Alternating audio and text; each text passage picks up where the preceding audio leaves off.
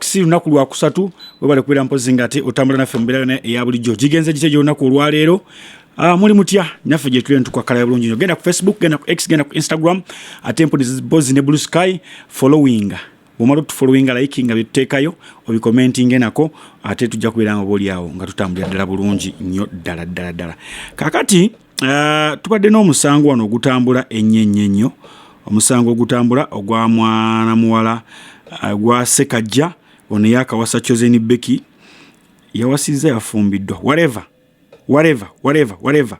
kyonna kyekiri omuwala ono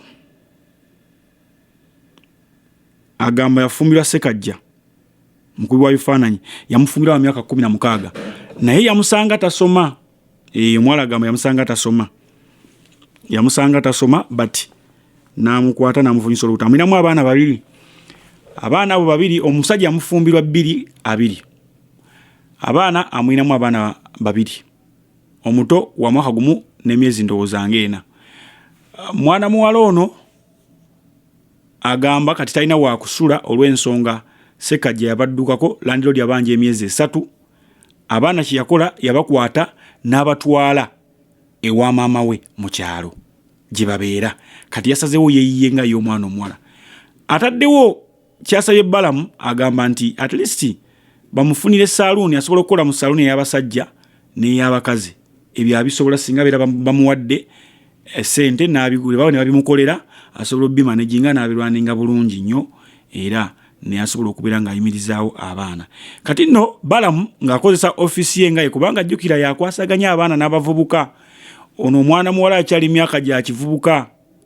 ate Sekajja we yamuzaaliramu yali akyali mwana Balamu agamba poliisi ekwate Sekajja avunaaniwe emisango gya defilement olw'ensonga nti isa criminal case yazaala mu mwana ono ng'omwana tanneetuuka oba ntegedde yazaala mu mwana ono nga tanneetuuka we are not so sure oba omwana ddala yali 16 oba but omwana ye kyagamba naye mbadde neebuuzabuuzaako waneno ku kyali wange akwasaganya amateeka nampa options 2 nti waliwo emisango bwe guba guyiseeko emyaka nga tebasobola kuguddamu guwaaba ng'oli guba tegumukwata naye ne wabeerawo emisango nga gyo giri criminal kati nga defilement nti basobola okuguzuukusa tegunnayitako nnyo kuba bw'oba balamu omwana ono amaze n'eggaayo ono kati tukitwale nti emyaka 5 basinkana 2 babadde mu bufumbo for 5 years ka that 5 years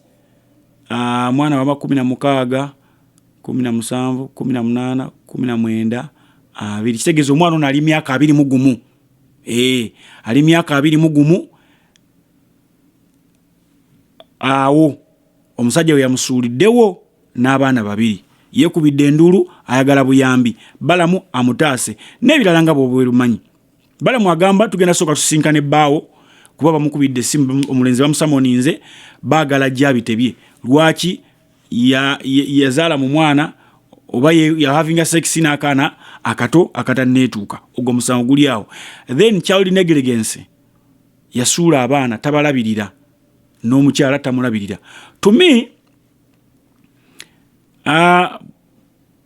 ku mateeka ge mmanyimanyika amatono olinza okwekanga nga kye balina okukola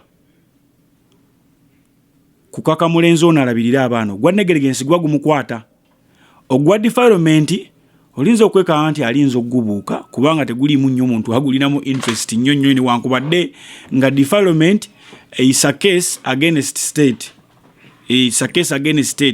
naye kati babalaabalamu ne bagamba naye kati okwata omusajja omusibe ku maama we ate maama n'asobola okubeera ng'alabirira abaana ng'ataalajjana kiri oba okitegeera wabeerawo gya bagamba nti kino kisobola okuggwera ebweru we kooti ne bagamba nti katumuteekeko guno ogw'okulabirira abaana abeere ng'addamu okubalabirira child negligence abeere ng'asobola okuddamu okulabirira abaana be kubanga tekigasa era kusiba taata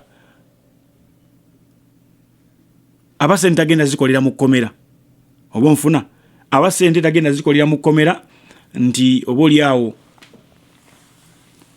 alabirira abaana no way So mu mbeera eyo katulinde kinaddirira Ssekajja anaaripotinga ewa Balamu oba genda yigga muyigge. Chosen Beki anaabibeeramu bino naye tena abakazi bano butayiiya. Zinnako omukyala gwe mmanyi mu kibuga omwo mulongo oba bakyalina eggaayi oba omukazi yafa I don't know. But incident yali bweti.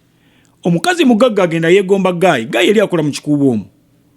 Nga bano bayala maani but nga ggaayi alabika bulungi. Omukazi n'amwegomba n'amugamba njagala tukola obufumbo. Ggaayi n'asooka n'atya n'okutya kubanga yali amutwalanga mukama we. N'amugamba otya mukyala wo nze nja mwegambira. Mukyala wo nyina muwa buli kimu kyayagala. Omusajja n'alowooza byakusaaga. Omukazi ne yeesitula yawa mukyala we munne ekitiibwa. Omanya abakyala balina akajanja kadojja kwekanga mu kifo kya Chosen Beki okugenda ewoli omukyala nga tayagala omukyala yabajja ewuwe. But omukyala kiyakola omulongo ono ne yeesitula n'agenda ewa omukyala w'oli omusajja gwayagala. Namugamba ekituufu kiri nti mukyala wo mwagala.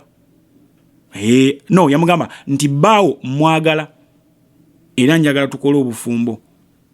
Naye mbadde saagala obeere ng'osigala mu mbeera nti yakubonaabona nti ate omusajja yakuddwako na biki byonna njagala mbikkolere. Kiki ky'oyagala? Omukazi yagamba maama nzimbire ennyumba ompe ne bizinensi gye mba nkola. N'omusajja omumpengamu ng'ajja n'alaba abaana. Bye bintu bisatu omukyala bye yasaba. Amazima gennyini omukazi yabikola. Omukazi yabikola n'atwala omusajja.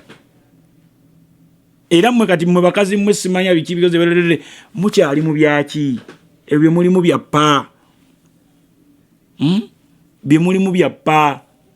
Abaana gye bali nga sobola oyiwawo omubiri ng'ayagala omusajja ate n'agenda n'ayogera n'omukyala oyo. Kati singa Chosen Beki wayogera n'omuwala oyo newankubadde mwana muto n'omugamba nno omusajja ono either tumuliko babiri naye saagala bikyakyala ennyo kaki njagala kufunira ka income wojja ssente gwe ng'omukazi ezizo oba ntegeera tebyandize neeno mu mawulire. Naye kasita ogira bw'oti nze era bannaye omukazi ng'olieyo ng'onneetaaga ng'ojja nga tutegeeragana ne maama bebi nga tumugamba kati anti nze bantwala kuba ebintu kisa tugaane omukazi omugagga asobola otwala omukazi omusajja manya ku bwereere.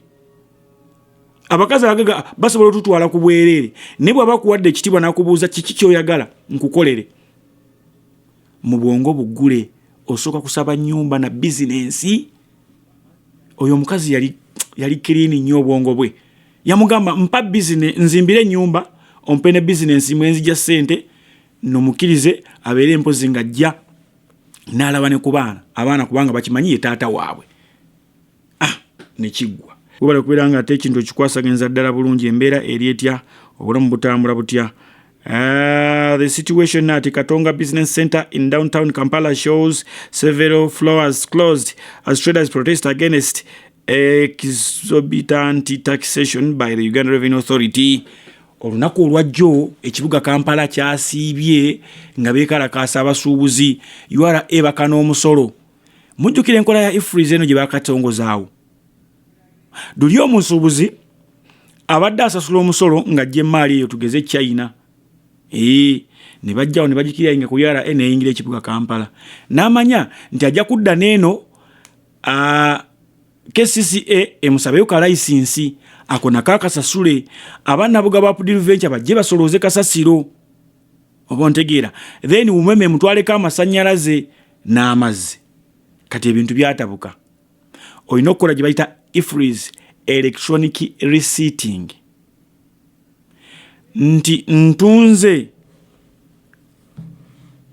katoni zengoye 5 nti ye nga nkuba lisiiti. Risiiti eyo erina obaako omusolo olina ogiyingiza mu system URA eberenga egiraba awo wonna bakyakutema omusolo. Kati abasuubuzi bagamba olwedde tusasula eri ssente engoye nga ziyingira oba ebyamaguzi nga biyingira ate lwaki nziramu n'ensasula omusolo guno. Kitegeeza nange ngenda bitunda bbeeyi ya waggulu bindibirire. Awula bintu bino ebintu bikolebwa abaana Uganda nga tebabala. Mwami government omwana asasudde omusolo ng'ayingiza ey'amaguzi wano eno. Abituusiza mu dduuka era oyagala akole ifreeze agisasule electronic receipt ng'ezo na biki muggyemu omutemeko omusolo ogwo. Ffe abagula bwe tutuuka ne tulaba nga bya bbeeyi tetujja bigula bigenda kudiba. Bwe bidiba gavumenti ogenda kukuŋŋaanya musolo ogwo n'oyo yennyini landlord agenda mugaba mu kizimbe kuba talina ssente zagenda kusasuza rent. Business egwe oba ofuniddemu ne ziri z'obadde ofunira ku URA eri nga oba ku mmeri zireese ebintu emaguzi ze mubadde mufuna eri mu clearing forwarding blabula n'ebirala oba tokyazifunye. Just simple logic. Muche mutamanyi nti buli business y'omuntu lwegwa government efiirwa. Buli musuubuzi waafiirwa business n'egwa n'ava mu business gy'alimu government gw'ofiirwa ennyo lwa nsonga batakyakuwa musolo. Ekyo kibalemye okutegeera. Mukendeeza omusolo temukama nnyo bantu bano olw'ensonga mugenda tuuka ekiseera ng'abantu business baazivaamu dda nga badda mu birala. Nga badda mu services ng'ebirala baabivaamu dda. Mubeere nga mulina abasuubuzi batono mu field mubakane nabo omusolo batuuke ekiseera beekyange bagambe nno. Ne baba nga bali willing ogusasula naye nga tebasobola kukola ki nga sente zikuŋŋaanyizibwa ntono. Yes, simple logic. Nze nkubalidde omuntu asasula ebintu ng'ayingiza ebintu nga biyingira asasula omusolo nga biyingira eggwanga abisasulira omusolo n'abikiryalinga ne bijja mu katale. Bwe bijja mu katale wabitundira asasula license asasula amazzi n'amasannyalaze. Kati ate gwe omutaddeko omusolo omulala. Newankubadde muwoza mbu ate ogwo si musolo mulala. Kati naye okutunda ebintu okubifunako alina kulinnyisa bbeeyi jju. Kati ffe ng'abagula tubeerako ne kye tugamba nsooka ne ntunamu waliwo ekyetaago need and want. Ku byonna kiriwa kye neetaaga kiriwa kye seetaaga mu budde buno we forward ne ngamba saati empya kanjireke empale empya kanjireke sigenda gigula nja gigula mu Desemba. Naye ono stooka gwe yaleeta wa January kitegeeze ngoye zalese January by December zijja bazigudde level value. Andi ye manufacturer oba designer ayiya buli kaseera engoye endala oba nfuna nga zigudde omuwendo ekivaamu ng'akita bwakita eggwanga liba terikyasolooza musolo. Ako mukagenderere yenna yaleeta formula eyo mwine bye mugoba mu bizinensi buli omusuubuzi bwagwa landlord agwa gavumenti egwa KCCA egwa URA egwa oba tokyasobola kusolooza musolo gw'obadde okola ki gw'osolooza oyagala kubuza gavumenti egwa etya. Gavumenti egwa eba tekyasobola kwesupportinga. Abazungu tebakyatuwa ssente neze tusolooza wano eno teziba tezikyajja mu ggwanika. Kyekiba kiddako. Mbaagaliza bye munjagaliza mubeere bulungi mweraba.